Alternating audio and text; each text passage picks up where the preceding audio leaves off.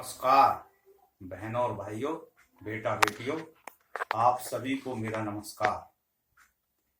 ये अब हमारे जो है भूगोल की ज्ञान सागर चली हुई है और इस ज्ञान सागर में एनसीईआरटी की जो छठी क्लास है, जो नए सिलेबस के अनुसार बनी हुई है, उसके जो पहला अध्याय है, पहला अध्याय क्या है?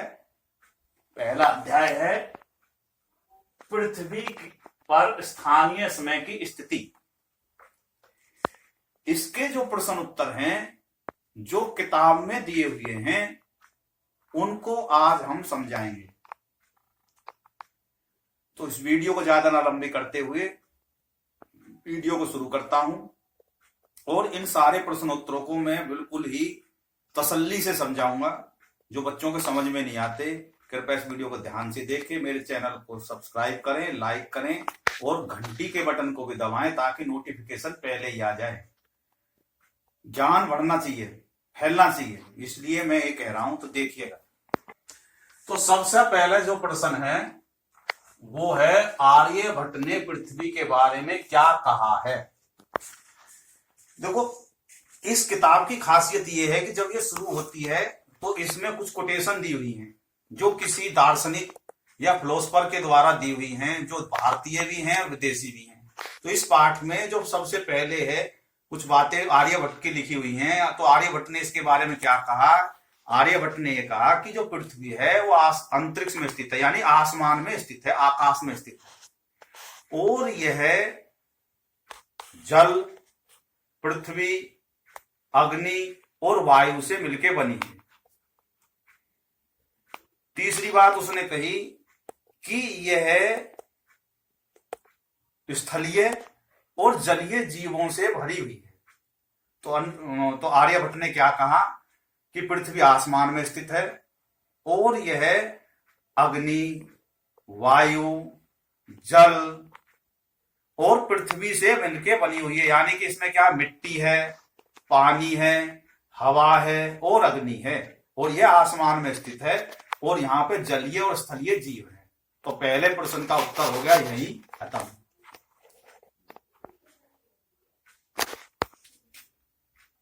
तो दूसरा जो प्रश्न है वो ये है, मानचित्र क्या है, ये कितने प्रकार का होता है और इसके घटक क्या है? यानी कि प्रश्न तो 3 बन रहे हैं, मैंने 3 को एक में ही कन्वर्ट कर दिया।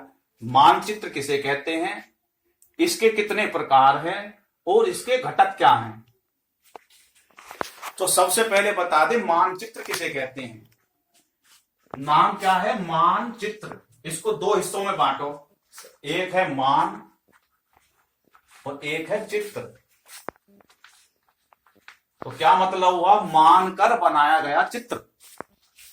किसी चीज को मानकर कोई चित्र बनाया जाए तो उसे मानचित्र कहते हैं। यानी कि ऐसा चित्र जो किसी भी स्थल को या भूमि को मानकर कुछ बनाया जाए, उसे मानचित्र कहते हैं। फिर से समझो कि ऐसा चित्र जो किसी जगह को मानकर बनाया जाए, दर्शाया जाए, उसको चित्रण करा जाए, वो मानचित्र है। किसी स्थल को, जल को, थल को मान के उसका चित्रण किया जाए, वो मानचित्र कहलाता है। क्लियर बात?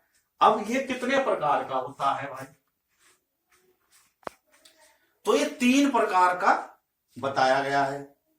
पहला है भौतिक मानचित्र। क्या है? भौतिक मानचित्र। भौतिक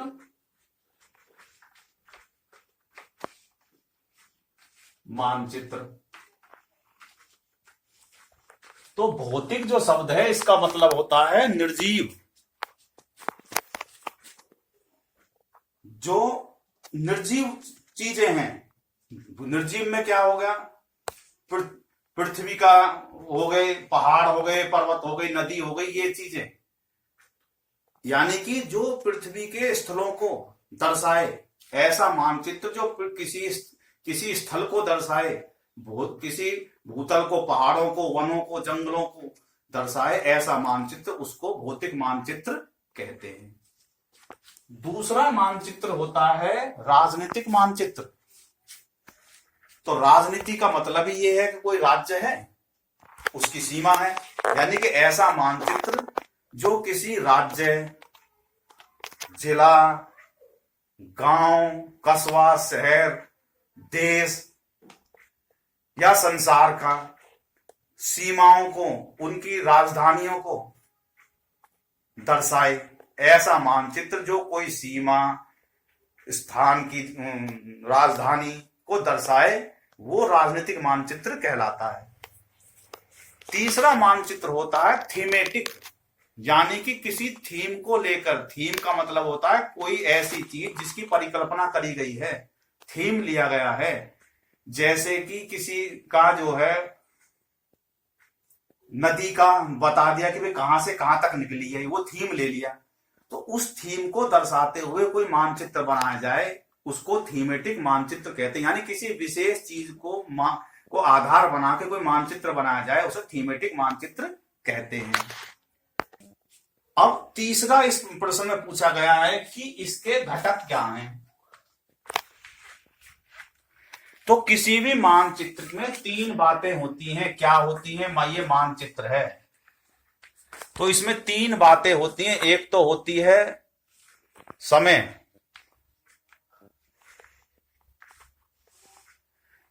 दिशा, पहली होगी दूरी, दिशा और प्रतीक चिन्ह।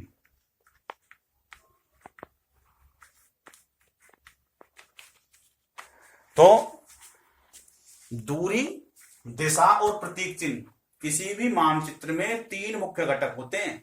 दूरी, दिशा और प्रतीक चिन्ह। कहीं कहीं समय भी बता दिया जाता है। तो अब क्या होता है, दूरी क्या होती है? सबसे पहले दूरी का बता दूं। किसी भी मानचित्र में कोई चीज मान के, क्योंकि कोई देश का मानचित्र बनाया जाए तो वो देश तो बहुत बड़ा है, हमें कागज पे उतारना है, तो हम कुछ मान के चलेंगे, दूरी को मानेंगे। यानी कि उसमें जो उसकी जो मानचित्र में जो पैमाना बनाया जाएगा वो कुछ मान के चला जाएगा। क्या मान के चले जाएगा कि भाई 1 सेंटीमीटर जो दूरी है वो 1 किलोमीटर के बराबर है। तो पैमाने, उससे मानचित्र को पैमाने से मापेंगे कि भाई यहां से यहां तक की दूरी कितनी है, स्केल से नापा जाएगा। तो वो जितने भी सेंटीमीटर बैठ रहा तो उसके एक कोने पे वो मानचित्र में लिखा पाएगा कि 1 सेंटीमीटर बराबर इतने किलोमीटर या इतने मीटर होगी। तो ये हो गई दूरी, पहला घटक क्लियर। दूसरा जो घटक होता है वो होता है मानक। दूसरा होता है प्रतीक चिन्ह। अब प्रतीक चिन्ह क्या है? प्रतीक चिन्ह क्या है कि जो है छोटा मानचित्र होता है तो उसमें कोई कलाकृति बना के दे दी जाती है। जैसे अगर जो है एक कॉलोनी का मानचित्र बनाया जाए तो उसमें बना देंगे कि ये फलाना है, ये घर है, ये उसका घर है, यहाँ दुकान है और यहाँ पे पार्क है। उसका चित्र बना दिया, आर्ट बना दी उसमें। लेकिन जब बड़ा मानचित्र होता है या शहर का मानचित्र या महानगर का मानचित्र बनाएंगे तो उसमें जो है कुछ चीज मान के उसको प्रतीक चिन्हों में बनाएगा। जैसे कोई होटल है तो उसका एक डिजाइन बना दिया, नीचे लिख दिया कि भाई जो है जैसे ये इस ऐसा ना वो बना दिया लोकेशन, उसमें लिख दी कि ये होटल है। तो एक कोने में ऐसे ही प्रतीक चिन्ह दर्शाए जाते हैं। यहाँ पे लिस्ट लगी रहती है उन प्रतीक चिन्हों की। उसके आगे लिखा रहता है ये बराबर होटल, ये पुलिस स्टेशन, ये पेट्रोल पंप। ऐसे ही यहाँ प्रतीक चिन्ह बने रहते हैं, इनके सारणी बनी रहती। तो उसमें दूसरा घटक भी होगा कि प्रतीक चिन्ह भी होते हैं ऐसे चिन्ह जिनको कोई मानकर दर्शाए जाते हैं, वो प्रतीक चिन्ह कहलाते हैं। तीसरी होगी दिशा।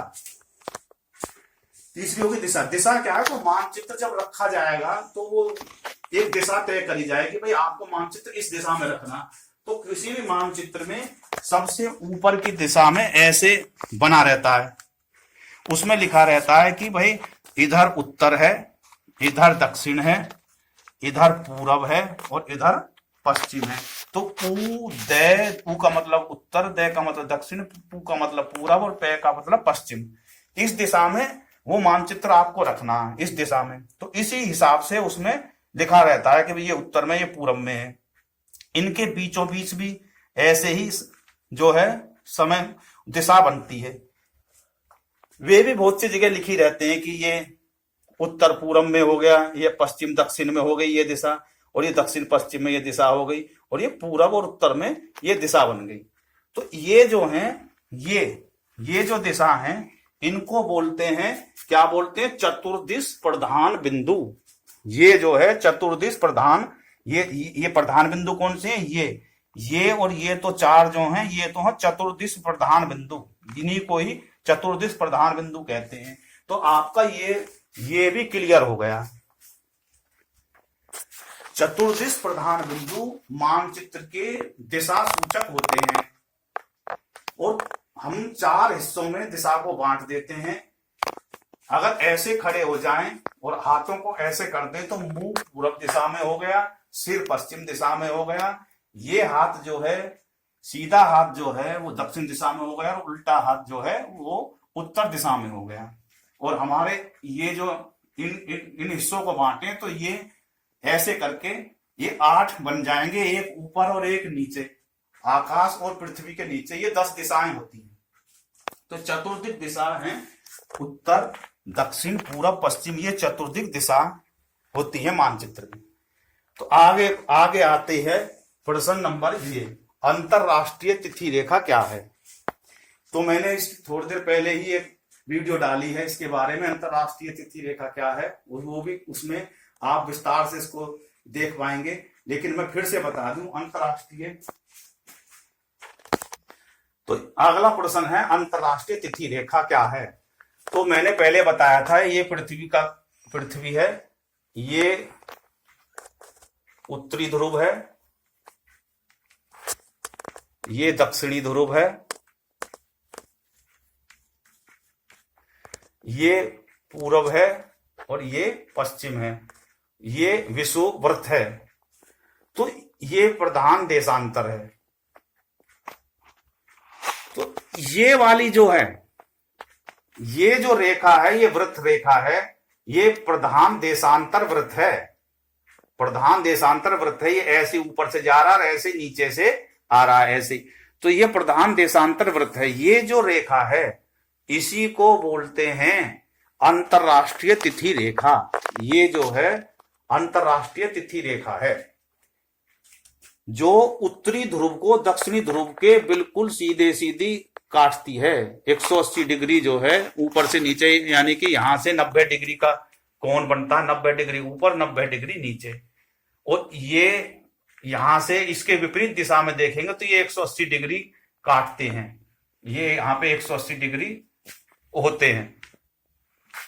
तो ये जो रेखा है जो उत्तरी ध्रुव को दक्षिणी ध्रुव के सीधे बीचों बीच गई हुई है, जो वो देशांतरीय वृत्त है, वो अंतरराष्ट्रीय तिथि रेखा कहलाता है। इसी को ही ग्रीनविच बोलते हैं या मुख्य यमयोत्तर बोलते हैं, इसी रेखा को बोलते हैं। अगला प्रश्न आया, मुहाना क्या है। अगला प्रश्न है इसमें, मुहाना क्या है। जहां वह स्थान जहां नदी जो है समुद्र में गिरती है उस जगह को मुहाना कहते हैं। नदी का वह स्थान जो समुद्र में जाके गिरती है, यानी समुद्र और नदी का जो मिलन होता है उस जगह को मुहाना कहते हैं। अगला सवाल है, देशांतरीय यमयोत्तर किसे कहा गया है। तो जो मैंने अंतरराष्ट्रीय तिथि बताई रेखा जो है, अंतरराष्ट्रीय तिथि रेखा को ही प्रधान यमयोत्तर कहते हैं, देशांतरीय यमयोत्तर कहते हैं, उसी को कहते हैं। और वो देशांतरीय कैसे है कि इसी मुख्य यमयोत्तर से ऐसे पश्चिम दिशा में 15 डिग्री अगर आगे बढ़ते हैं तो 1 घंटा समय बढ़ जाता है, फिर अगले 15 डिग्री में 1 घंटा फिर बढ़ जाएगा, और पश्चिम दिशा में जाएंगे इस देशांतर से तो 15 डिग्री इधर जाएंगे तो आप 1 घंटा जो है घट जाएगा समय, यहां से 1 घंटा घट जाएगा समय। यानी कि यहाँ 12 बज रहे हैं तो यहाँ दिन के जो है 11 बजेंगे, यहाँ दिन के जो है यहाँ 12 बजे दिन का 1 बजेगा, यहाँ दिन के 2 बज रहे हैं तो इधर दिन के 10 बजेंगे, यहाँ दोपहर के 2 बज रहे हैं तो यहाँ दिन के 10 बजेंगे।